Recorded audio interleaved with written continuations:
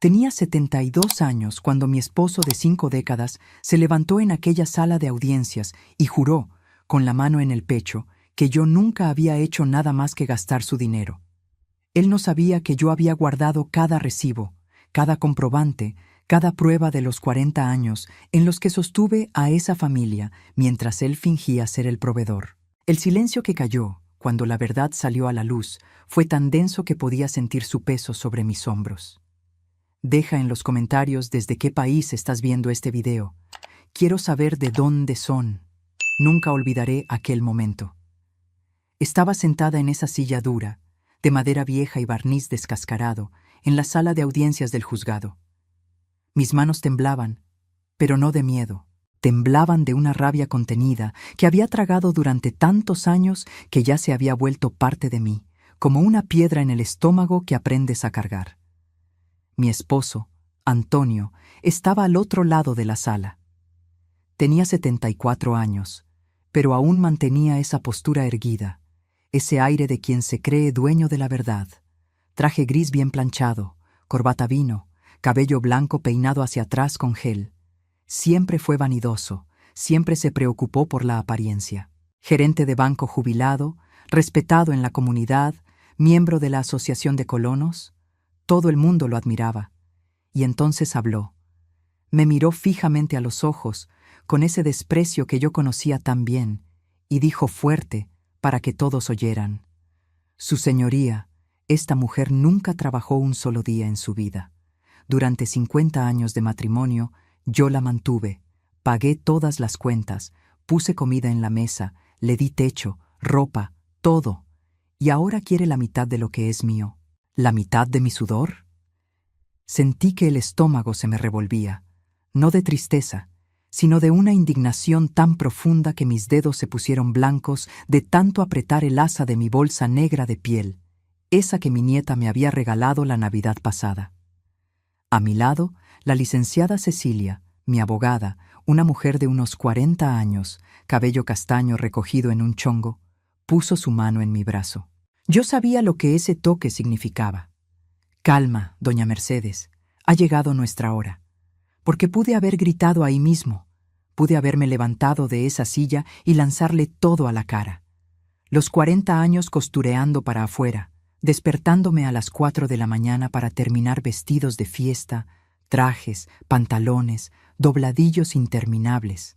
Pude haber contado cuántas noches pasé en vela en la máquina Singer vieja que mi madre me dejó de herencia, cosiendo hasta que mis dedos sangraban, porque los pedidos no paraban y el dinero de él nunca era suficiente.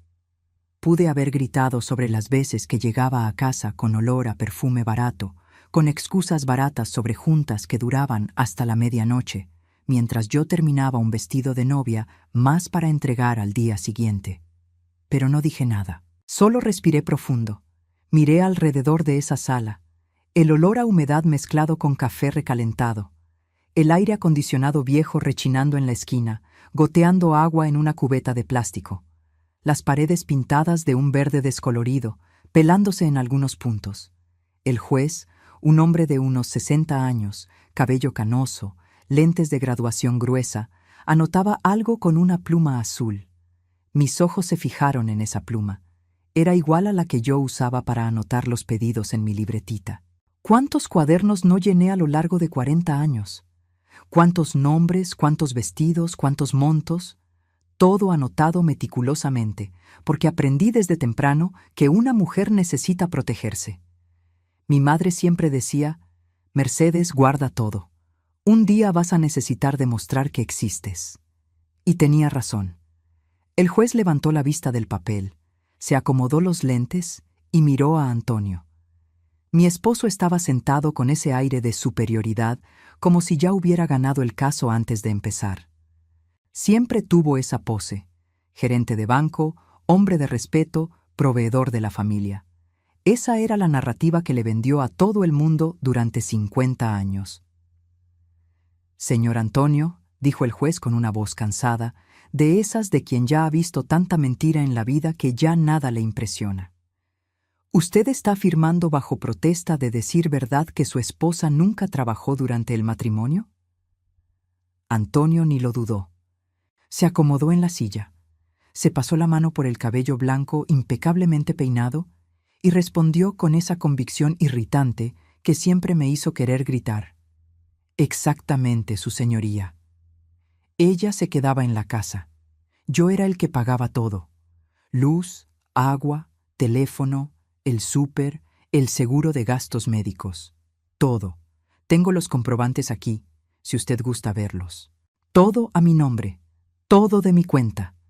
Vi a su abogada, una mujer de unos 50 años, rubia, de tacones altos y portafolio de piel caro, asentar con la cabeza, como diciendo, así es, puede confiar.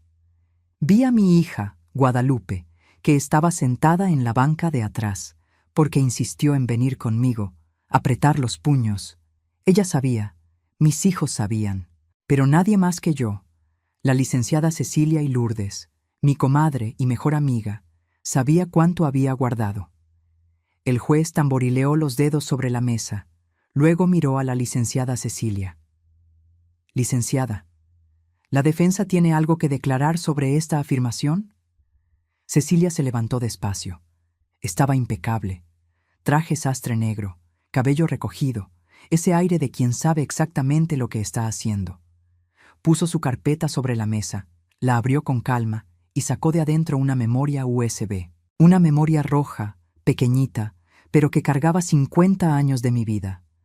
Su señoría, dijo con esa voz firme, mi cliente desea presentar pruebas documentales que contradicen integralmente la afirmación del demandado. Antonio soltó una risita. La oí. Fue una risita baja, burlona, como si estuviera pensando. ¿Qué pruebas? Ella no tiene nada. Pero yo tenía, lo tenía todo.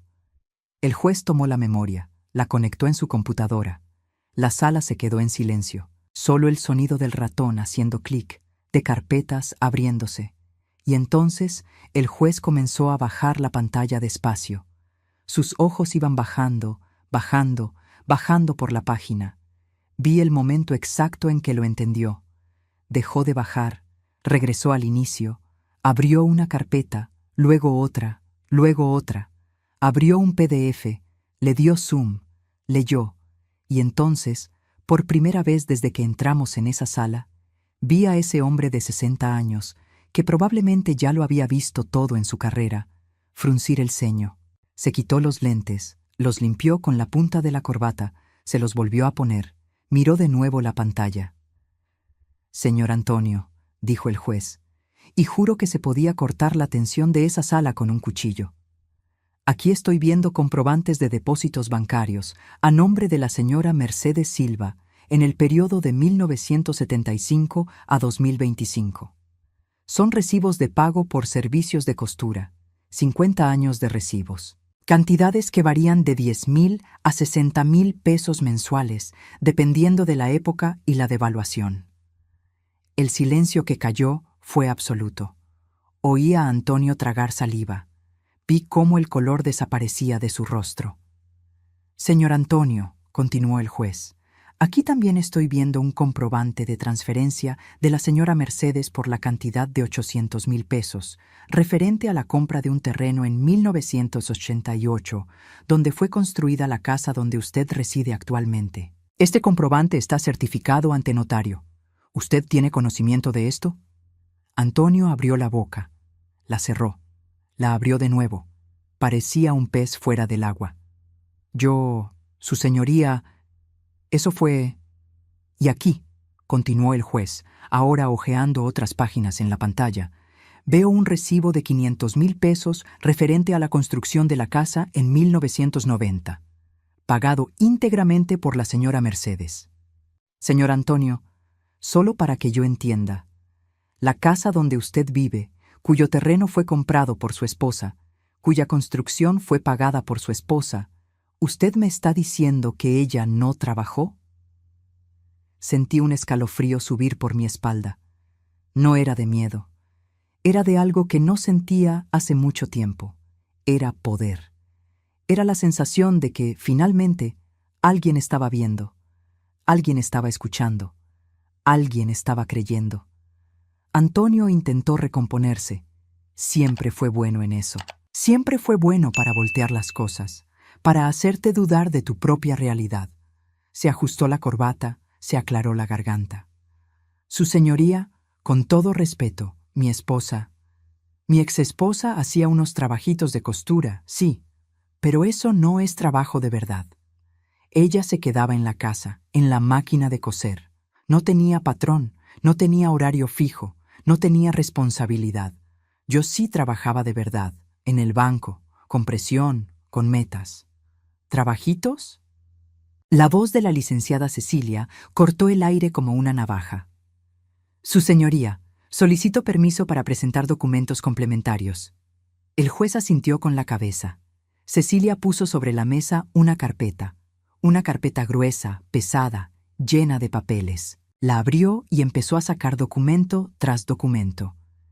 Contratos de prestación de servicios entre la señora Mercedes Silva y la boutique Elegancia Pura, en el periodo de 1975 a 1995, totalizando 1.500.000 pesos en valores actuales. Contratos con el taller Velo y Azahar para confección de vestidos de novia en el periodo de 1980 a 2000, totalizando 2 millones de pesos.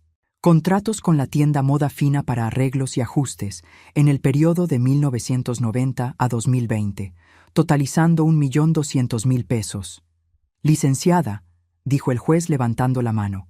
Ya entendí. Puede anexar eso a los autos. Miró a Antonio de nuevo, y esta vez vi algo diferente en los ojos de ese juez. Vi indignación.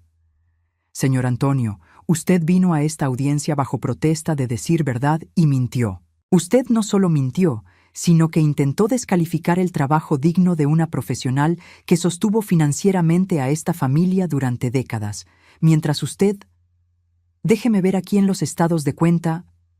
Ah, sí, mientras usted gastaba, según los documentos que también están aquí, un promedio de 20.000 pesos mensuales en restaurantes, bares y viajes que no coinciden con sus registros de trabajo en el banco. Listo. Cayó la bomba. Yo no sabía eso. Cecilia no me lo había contado. Ella había investigado por su cuenta, había escarbado hondo y lo había encontrado.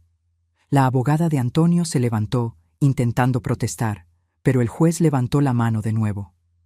Voy a dar un receso de 15 minutos para que el demandado y su defensa revaloren su estrategia.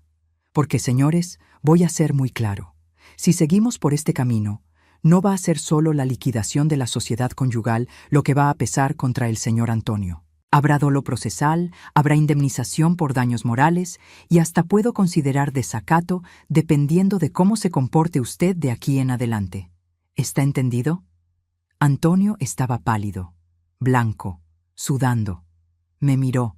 Yo le sostuve la mirada. No sonreí, no lloré. Solo lo miré firme, serena, porque había esperado 50 años por este momento. Y ahora, finalmente, la verdad estaba sobre la mesa.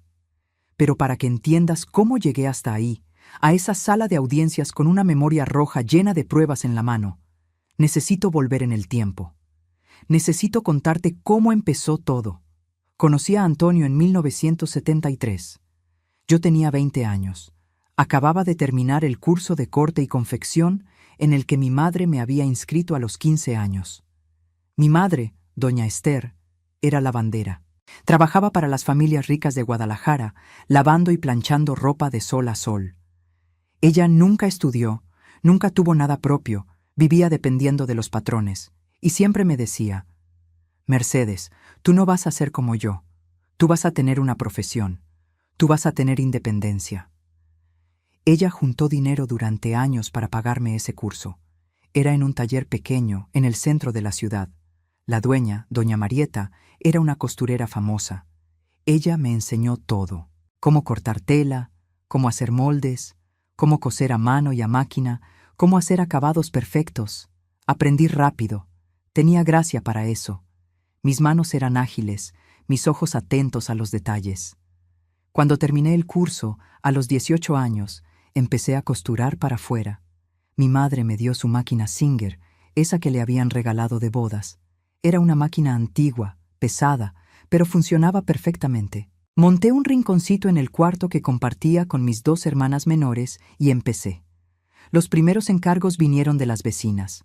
Dobladillos de pantalones, arreglos sencillos, pero pronto los pedidos fueron aumentando.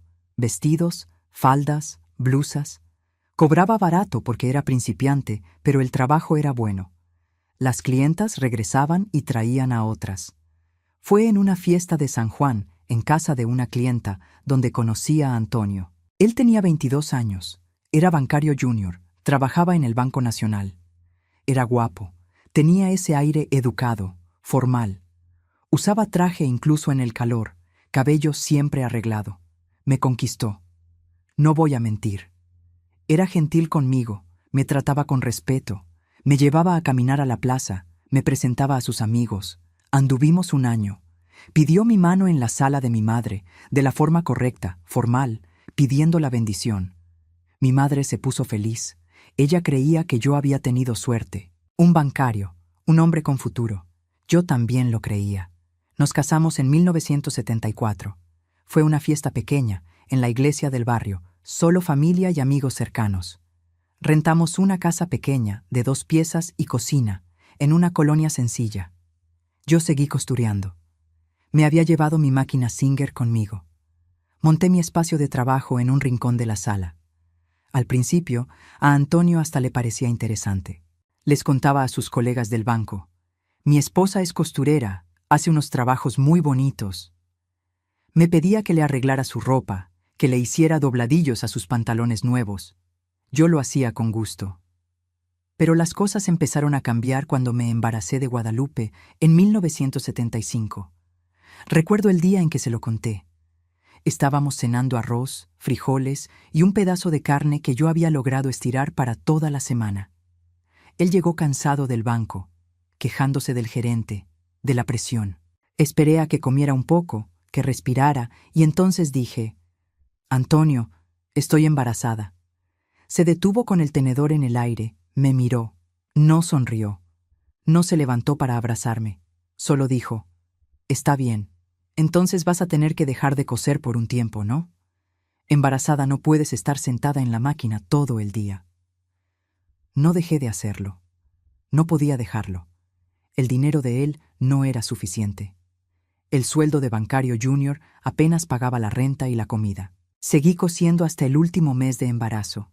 Seguí recibiendo pedidos, seguí trabajando, incluso con la panza enorme, incluso con el dolor de espalda, incluso con los pies hinchados. Guadalupe nació en marzo de 1976. Parto natural, 12 horas de labor. Cuando sostuve a esa niña en mis brazos, cuando miré ese rostrito perfecto, supe que había encontrado un nuevo propósito. Pero Antonio cambió después de que ella nació. Empezó a llegar cada vez más tarde del trabajo. Empezó a quejarse del ruido que la bebé hacía en la noche. Empezó a dormir en la sala porque necesitaba descansar para trabajar al día siguiente. Y cuando yo pedía ayuda, cuando le pedía que cargara a la bebé solo media hora para que yo pudiera bañarme, decía: Mercedes, yo trabajo todo el día. Tú te quedas en la casa. Esa es tu función. Mi función, como si cuidar a un recién nacido no fuera trabajo, como si despertarse cada 3 horas para amamantar no fuera agotador, como si cambiar pañales, bañar, calmar el llanto, todo eso no tuviera valor alguno. Pero yo no discutía, me lo tragaba y lo hacía. Y más que eso, seguí costureando. Porque los pedidos no paraban, en realidad, aumentaron. Mi reputación como costurera estaba creciendo. Las clientas me recomendaban con otras. Empecé a hacer vestidos de fiesta, vestidos de novia. Recuerdo noches enteras cosiendo con Guadalupe mamando del pecho. Me sentaba en la silla vieja de la sala, con la bebé en brazos, y cosía a mano los bordados delicados de los vestidos. Mis ojos ardían de sueño, mi espalda me dolía, pero no podía parar. Ese dinero era esencial. Ese dinero pagaba pañales, pagaba comida, pagaba medicinas, y cada mes, religiosamente, depositaba parte de lo que ganaba en la cuenta conjunta que habíamos abierto cuando nos casamos. Antonio decía que era para los gastos de la casa. Yo le creía. ¿Por qué no le creería? Era joven, ingenua, confiaba en mi esposo. En 1978 nació mi segundo hijo, Miguel Ángel. Otro embarazo que pasé cosiendo hasta el último día. Otro parto que enfrenté prácticamente sola, porque Antonio solo estuvo unas horas en el hospital y luego se fue a trabajar porque tenía una junta importante. Con 2 hijos pequeños, mi trabajo se volvió aún más difícil, pero me adapté. Cosía de madrugada cuando ellos dormían. Cosía mientras ellos jugaban en el suelo a mi lado. Cosía mientras el arroz se cocía en la estufa. Me volví maestra en hacer 1000 cosas al mismo tiempo. Y el dinero entraba. 1000 pesos en un mes, 1500 en el otro, 3000 dependiendo de los pedidos. Para la época, era mucho dinero. Más que el sueldo de Antonio, que en ese entonces ganaba unos 1800 pesos como bancario. Pero él nunca reconoció eso. Siempre decía, «Ay, Mercedes, esos tus trabajitos de costura están bien, pero quien paga las cuentas de verdad soy yo». Y yo le creía. Incluso viendo el dinero salir de mi mano, incluso sabiendo cuánto trabajaba, creía que él era el proveedor porque era lo que la sociedad decía. El hombre era el jefe de la familia. La mujer solo ayudaba. En 1985 a Antonio lo promovieron a gerente en el banco. Su sueldo subió bastante. Y fue ahí cuando empezó a hablar de comprar un terreno, construir una casa propia. Mercedes, no podemos estar pagando renta toda la vida. Necesitamos tener algo nuestro, algo que dejarle a nuestros hijos. Estuve de acuerdo. Claro que estuve de acuerdo. Yo también quería una casa propia, un lugar que fuera realmente nuestro. Empezamos a buscar. Vimos varios terrenos, y entonces encontramos ese. Era perfecto. En una calle tranquila de Zapopan, cerca de la escuela de los niños, con espacio suficiente para construir una casa buena. El precio era de 800,000 pesos de aquel entonces. Antonio fue al banco a intentar un financiamiento. Regresó frustrado. «Quieren que demos un enganche del 50%. Yo no tengo ese dinero, Mercedes. Vamos a tener que esperar». Fue cuando dije, «Yo lo tengo». Me miró sorprendido. «¿Tú tienes qué?» «Tengo el dinero del enganche». «¿Cómo que lo tienes?» «Antonio, trabajo hace más de 10 años. Siempre he guardado una parte de lo que gano. Tengo 900,000 pesos guardados en mi cuenta de ahorro». Nunca olvidaré su expresión. Fue una mezcla de sorpresa, incredulidad y algo más. Algo que no pude identificar en ese momento. Hoy sé lo que era. Era codicia. ¿Tienes 900,000 pesos guardados y nunca me dijiste? Pensé que era importante tener una reserva, para emergencias. ¿Y comprar una casa no es una emergencia? Dudé, pero terminé aceptando. Está bien, vamos a usarlo para comprar el terreno. Y fue lo que hicimos. Saqué 800,000 pesos de mi ahorro y pagamos el terreno de contado. El terreno quedó a nombre de los dos, porque estábamos casados por bienes mancomunados. Pero quien pagó fui yo. Todo el dinero salió de mi cuenta. En 1988 empezamos a construir la casa. Antonio dijo que iba a pagar la construcción con su sueldo. Pero 3 meses después vino con la excusa de que el dinero andaba corto, que había tenido gastos inesperados en el banco, que necesitaba mi ayuda. Solo esta vez, Mercedes, solo para terminar la construcción. Luego te lo devuelvo. Nunca me lo devolvió. Pagué 500,000 pesos en la construcción de esa casa, sola, con el dinero que ganaba cosiendo de madrugada, los domingos, los días festivos, mientras cuidaba a 2 hijos pequeños, cocinaba, limpiaba, lavaba, planchaba. La casa quedó lista en 1990. Nos mudamos. Era linda. 3 recámaras, sala grande, cocina espaciosa, patio con árboles. Yo miraba esa casa y sentía orgullo. No porque fuera bonita, sino porque sabía cuánto había costado. Sabía cuántas noches en vela, cuántos vestidos cosidos, cuántas lágrimas tragadas. Pero Antonio nunca reconoció mi contribución. Llevaba a los amigos a conocer la casa que él había construido. Se jactaba con los colegas del banco sobre la casa que él le había dado a la familia. Y yo me quedaba callada, en la cocina, preparando el café para los invitados, invisible. Los años fueron pasando. 1990, 1995, 2000. Seguí costureando. Los pedidos nunca pararon. Al contrario, aumentaron. Me especialicé en vestidos de novia. Era un trabajo delicado, tardado, pero muy bien pagado. Cada vestido tardaba un mes en quedar listo. Cobraba entre 20 y 30 mil pesos por vestido, dependiendo del trabajo. Y cada mes, religiosamente, seguía depositando parte de mi dinero en la cuenta conjunta. 10,000, 15,000, 20,000, dependiendo del mes. Y yo creía que ese dinero se estaba usando para los gastos de la casa, para la educación de los hijos, para nuestro futuro. Mientras tanto, Antonio empezó a viajar más. Congresos bancarios, capacitaciones, juntas en otras ciudades como Monterrey o Ciudad de México. Siempre viajes de 2 o 3 días. Siempre con gastos pagados por el banco. O al menos era lo que él decía. Yo le creía. ¿Por qué no le creería? Estaba demasiado ocupada para desconfiar. Estaba demasiado cansada para cuestionar. Me despertaba a las 4 de la mañana para coser antes de que los niños despertaran. Me detenía para hacer el desayuno, llevar a los niños a la escuela, regresar, coser hasta el mediodía, hacer la comida, recoger a los niños, ayudar con la tarea, coser un poco más, hacer la cena, arreglar la casa. Y cuando finalmente caía en la cama exhausta, Antonio estaba ahí, picándole al celular, riéndose de algo. ¿Con quién estás hablando?, preguntaba a veces. Colegas del banco, respondía sin siquiera levantar la vista.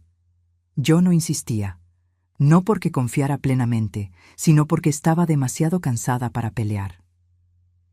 Llegaron los años 2000. Mis hijos crecieron. Guadalupe se graduó de pedagogía, Miguel Ángel de ingeniería. Estaba orgullosa.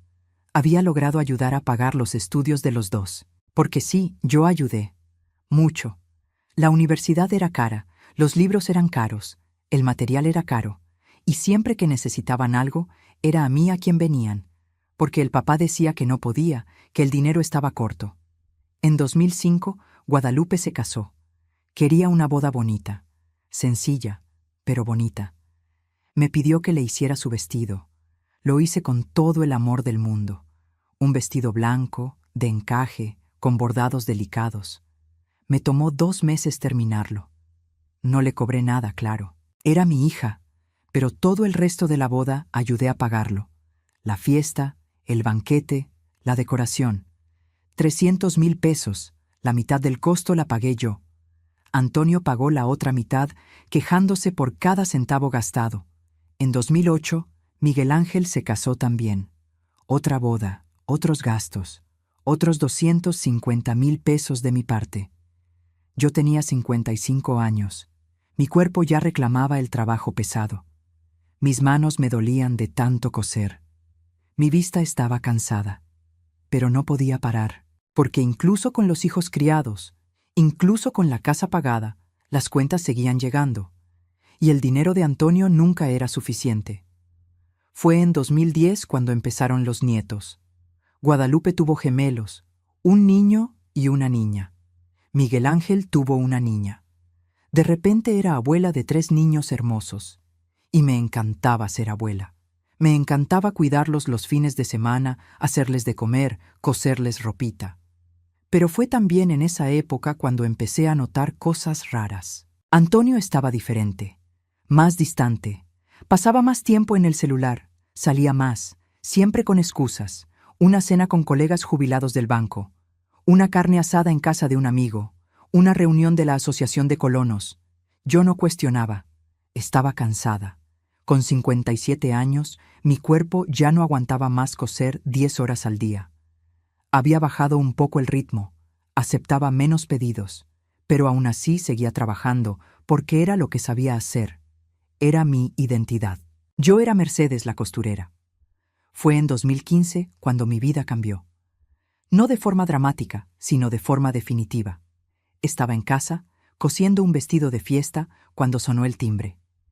Era Lourdes, mi comadre y mejor amiga desde los 20 años. Ella era contadora. Tenía un despacho pequeño en el centro. Nos veíamos cada semana para tomar café y platicar. Pero ese día no había venido a platicar. Había venido a mostrarme algo. Mercedes, dijo, sentándose en el sofá de la sala. Necesito decirte algo, y no te va a gustar. Se me apretó el corazón. ¿Qué pasó? ¿Recuerdas que me pediste que organizara unos recibos para el SAT? Sí. Le di una mirada a los estados de cuenta de la cuenta conjunta que tienes con Antonio. ¿Y? Mercedes, hay cosas raras ahí. Retiros grandes en efectivo, pagos en hoteles, restaurantes caros. Siempre los mismos fines de semana. Siempre en cantidades altas. Sentí que el suelo desaparecía bajo mis pies. ¿Qué estás queriendo decir? Lourdes tomó mi mano. Mercedes, en los últimos 5 años, Antonio retiró más de 1 millón de pesos de la cuenta conjunta, sin justificación, y gastó otros 500,000 en cosas que no tienen nada que ver con la casa o con ustedes. No pude hablar, solo la miré, sintiendo cómo las lágrimas me quemaban los ojos. Creo que te está engañando, Mercedes, y está usando el dinero de ustedes, el dinero que tú depositas cada mes para mantener otra vida. En ese momento, todo tuvo sentido. Los viajes constantes, las excusas baratas, el desinterés por mí, los celulares escondidos, todo. ¿Qué hago?, pregunté, y mi voz estaba rota. Documentas todo, cada recibo, cada depósito, cada comprobante, todo, y buscas a un abogado, porque si está haciendo esto ahora, imagina lo que puede hacer después. Necesitas protegerte. Pasé los siguientes meses en shock, pero también en acción. Con la ayuda de Lourdes, empecé a juntar todo, cada recibo de costura que había guardado durante 40 años, cada comprobante de depósito, cada contrato con las tiendas y talleres, cada factura, todo. También empecé a observar a Antonio, y cuanto más observaba, más veía. Los mensajes en el celular que escondía, las llamadas que contestaba afuera de la casa, la ropa nueva que compraba, el perfume diferente que usaba. En 2018 descubrí quién era ella. No fue difícil. Bastó conseguir a Antonio en una de esas cenas con los amigos. Fue a encontrarse con una mujer de unos 50 años, rubia, bien vestida. Cenaron en un restaurante caro en Andares, luego se fueron a un hotel. No lo confronté ese día, solo regresé a casa, me senté en mi máquina Singer y cosí. Cosí hasta que mis dedos me dolieron, cosí hasta que no pude ver bien. Y cuando finalmente me detuve, sabía lo que tenía que hacer. Al día siguiente, busqué a la licenciada Cecilia. Lourdes me había dado su contacto. Ella era especialista en divorcios, principalmente en casos complicados. Tenía fama de ser dura, inflexible, de no dejar pasar nada. Agendé una cita. Fui sola, un día en que Antonio estaba en el banco arreglando cosas de su pensión. El despacho de la licenciada Cecilia estaba en un edificio de oficinas en el centro, 8º piso. Oficina grande, escritorio de cristal, estante lleno de libros de derecho. «Siéntese, doña Mercedes», dijo, señalando la silla de piel frente al escritorio. «Cuéntemelo todo, y cuando digo todo, es todo. No esconda nada, no escatime detalles». Y se lo conté. Le conté de los 50 años de matrimonio, de los 40 años costureando, del dinero que había depositado en la cuenta conjunta, del terreno que compré, de la casa que construí, de las traiciones, de los gastos escondidos. Se lo conté todo. Cecilia fue anotando. Cuando terminé, puso la pluma sobre la mesa, cruzó los dedos y me miró a los ojos. «Doña Mercedes, tiene un caso muy fuerte, no solo para la repartición de bienes, sino para una indemnización por daños morales. Lo que él hizo se llama abuso patrimonial y apropiación indebida de recursos conyugales. Usted trabajó, contribuyó, sostuvo a la familia, y él la invisibilizó. Eso es grave». «¿Qué necesito hacer?», pregunté.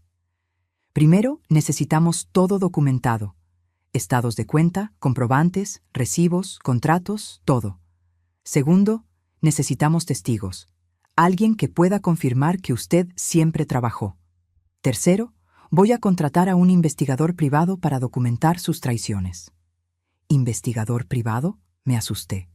Doña Mercedes, si queremos ganar este caso, necesitamos tener pruebas irrefutables. ¿Y las vamos a tener? En los meses siguientes fue la guerra. Guerra silenciosa, pero guerra. Cecilia contrató al investigador, un hombre discreto que siguió a Antonio durante semanas. Fotografió, filmó, documentó todo y descubrió. Antonio tenía una amante hacía 10 años. 10 años. Una mujer de 50 y tantos años, divorciada, sin hijos. La llevaba a restaurantes, hoteles, viajes. Pagaba la renta de su departamento, pagaba sus cuentas, todo con el dinero de la cuenta conjunta, con mi dinero. Cuando Cecilia me mostró las fotos, sentí algo extraño. No fue dolor, no fue ni siquiera rabia, fue alivio, porque ahora tenía la certeza. No estaba loca, no me estaba inventando cosas, tenía razón todo el tiempo. Doña Mercedes, dijo Cecilia, lleva con ella al menos 10 años. Según lo que el investigador averiguó, se conocieron en una fiesta de jubilación de un colega suyo.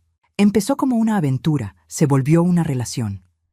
Quiero el divorcio, dije, y mi voz no tembló. Va a tener su divorcio, y va a tener todo lo que es suyo por derecho. Pero Cecilia me pidió que esperara, que no confrontara a Antonio todavía, que juntáramos todas las pruebas primero, organizáramos todo, y solo entonces presentáramos la demanda.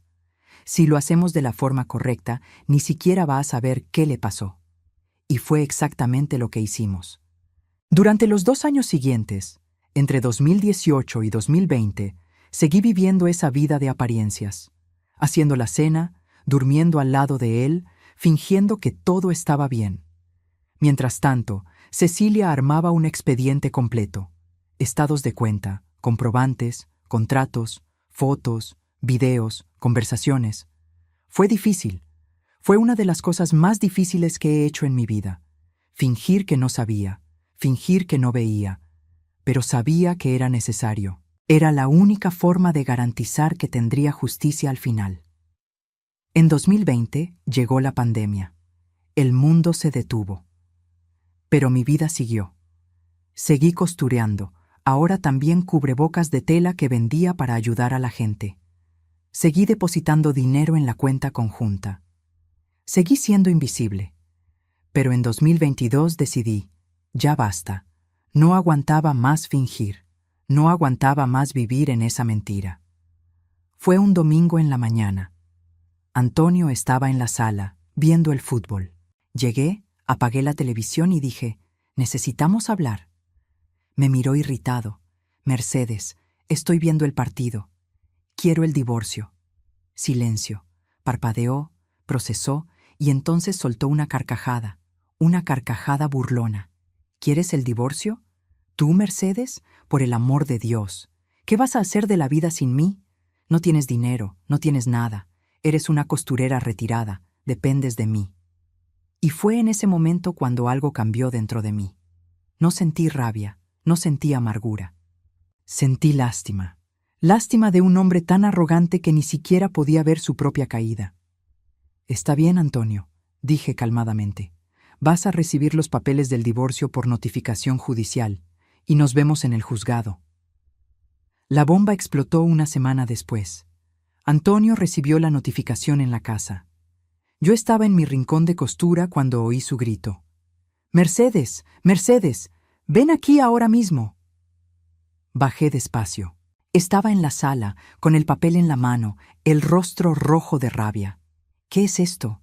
Demanda de divorcio incausado con solicitud de liquidación de sociedad conyugal, indemnización por daños morales y abuso patrimonial.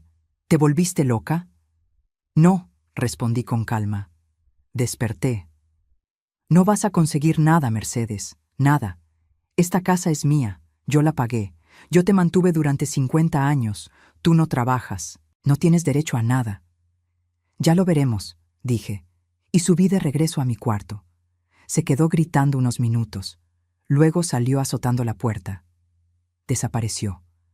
Regresó hasta la madrugada, borracho, y se durmió en el sofá.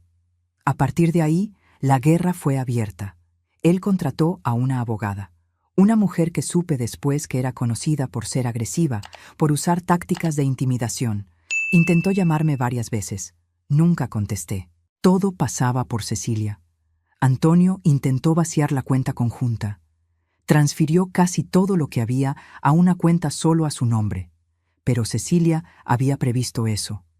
Logró una medida cautelar bloqueando cualquier movimiento arriba de 5,000 pesos sin autorización judicial. Se puso furioso. Empezó a amenazarme. «Te vas a arrepentir, Mercedes. Te voy a dejar en la miseria. Voy a demostrar que eres una floja que nunca hizo nada en la vida». Pero yo ya no tenía miedo. Porque yo tenía algo que él no tenía, la verdad. Y pruebas. Muchas pruebas.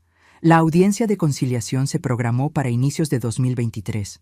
Fuimos yo, Cecilia, Antonio y su abogada. Fue en una sala pequeña del juzgado familiar. La mediadora intentó hacernos llegar a un acuerdo. Antonio ofreció el 20% del valor de la casa. 20%. Lo rechacé. Lo aumentó al 30%. Lo rechacé de nuevo. «Su señoría», dijo Cecilia a la mediadora, «mi cliente no acepta menos del 60% del patrimonio total, más una indemnización por daños morales por la cantidad de 500,000 pesos. La abogada de Antonio casi se atraganta.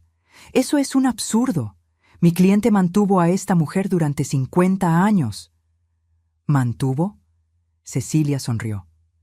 «Su señoría, solicito que se fije fecha para la audiencia de desahogo de pruebas. Vamos a demostrar, documento por documento, quién mantuvo a quién». Y fue ahí donde el juez fijó la audiencia. Aquella audiencia que lo cambió todo.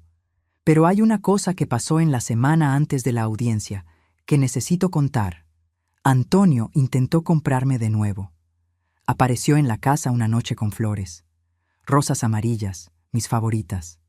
«Mercedes», dijo, y su voz era casi suave. «Necesitamos parar con esto. Tenemos 50 años juntos. Tenemos hijos, nietos. Tenemos una historia. Vamos a empezar de nuevo. Admito que me equivoqué mucho, pero todavía te amo. Podemos arreglar esto».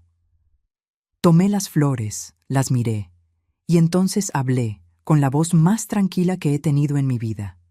«Antonio, tú nunca me amaste, me usaste, me borraste, me hiciste menos. Gastaste el dinero que yo ganaba con mi trabajo para pagarle a tu amante, mientras yo criaba a tus hijos y cuidaba tu casa. Y ahora que estás acorralado, ahora que sabes que vas a perder todo, vienes con flores y palabras bonitas. No, ya no acepto nada. Te deseo buena suerte en el juzgado. La vas a necesitar». Y le cerré la puerta en la cara. Esa noche dormí mejor de lo que había dormido en años.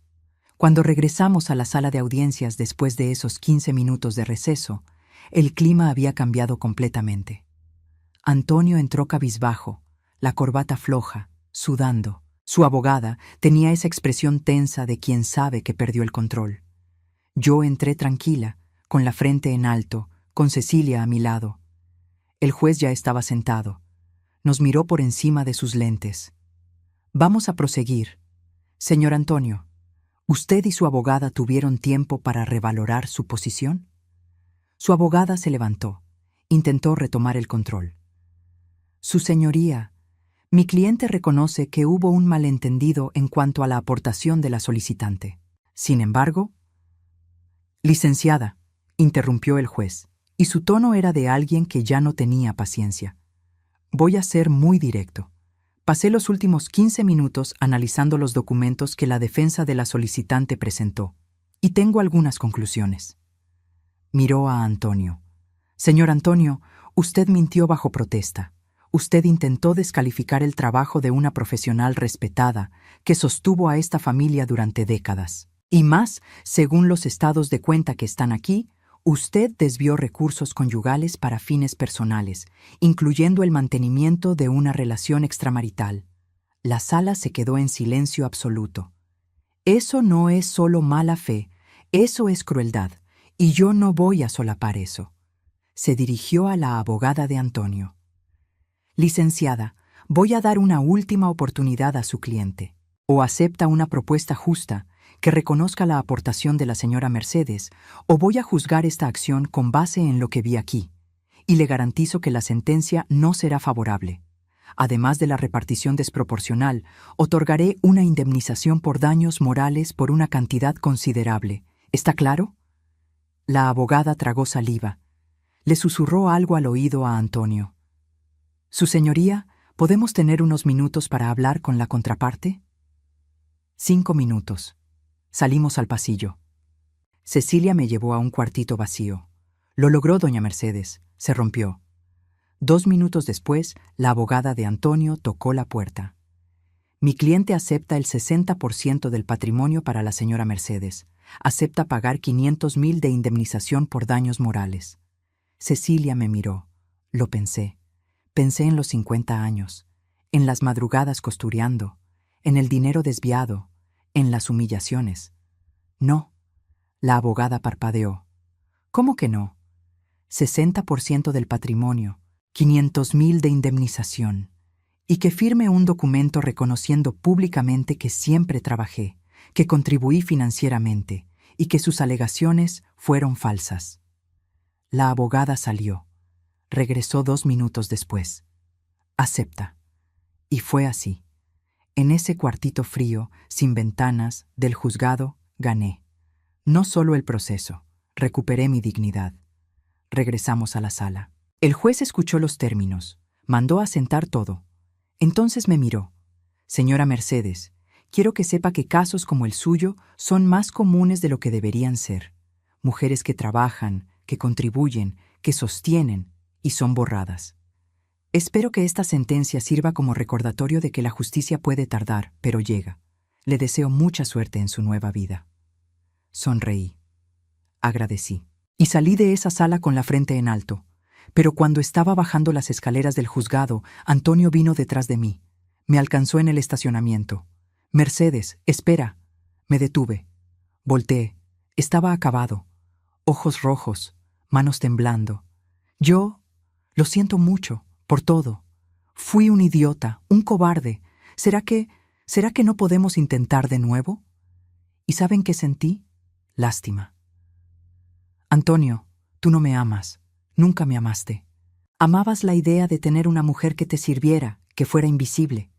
Pero esa mujer ya no existe. Lo nuestro se acabó, de verdad». Le di la espalda.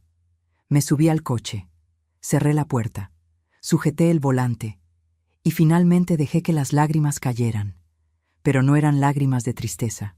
Eran de liberación. Estaba libre. Hoy, 2 años después de esa audiencia, mi vida es completamente diferente.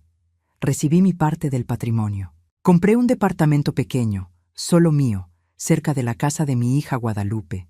Es un lugar acogedor, con un balcón donde puse mi máquina Singer. Sí, todavía coso, no por necesidad, sino por placer.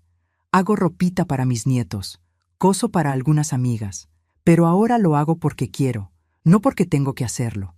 Mis hijos me apoyaron durante todo el proceso.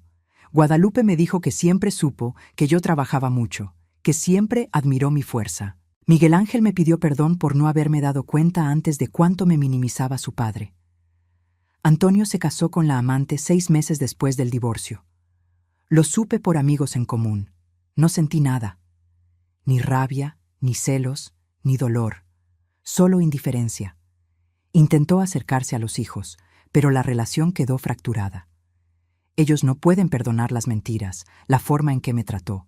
Lo visitan de vez en cuando por obligación, pero ya no hay esa cercanía de antes. En cuanto a mí, estoy viviendo. De verdad. Por primera vez en 50 años, estoy viviendo para mí. Tomo clases de pintura en una escuela cerca de casa. Viajo con Lourdes a Puerto Vallarta cada verano. Leo los libros que siempre quise leer. Veo las películas que siempre quise ver. ¿Y saben qué es lo más increíble? Descubrí quién soy. Durante todos estos años fui la esposa de Antonio, la madre de Guadalupe y de Miguel Ángel, la abuela de los nietos, la costurera. Pero nunca fui solo Mercedes. Ahora lo soy. Soy Mercedes. Tengo 72 años. Sobreviví a un matrimonio abusivo. Trabajé toda la vida y fui invisibilizada. Pero al final, vencí. No porque gané el caso en el juzgado, sino porque recuperé mi dignidad, mi voz, mi identidad. A veces tarde en la noche, me siento en mi balcón, miro las luces de la ciudad y pienso en todas las mujeres que pasaron por lo mismo que yo. Mujeres que trabajan, que sostienen, que cuidan, pero son borradas. Mujeres que creen que no tienen valor, que no tienen derechos, que no tienen voz. Y quiero decirle a cada una de ellas, sí tienes, siempre has tenido, solo necesitas creerlo, y si es necesario, tienes que luchar por ello, porque nadie te va a dar nada, tú tienes que buscarlo. Me tomó 50 años entender eso, pero lo entendí, y cambié mi vida. Hoy, cuando me miro al espejo, veo a una mujer fuerte, veo arrugas que cuentan historias, veo manos callosas de tanto trabajar. Veo ojos que vieron muchas cosas, que lloraron mucho, pero que aún brillan. Veo a una sobreviviente, a una ganadora. Y eso nadie me lo puede quitar. Si te gustó esta historia, suscríbete al canal, deja tu like y comenta aquí abajo qué te pareció. Y si quieres apoyar este tipo de contenido, considera hacerte miembro del canal. Tu contribución nos ayuda a seguir trayendo historias reales e inspiradoras como esta. Hasta la próxima.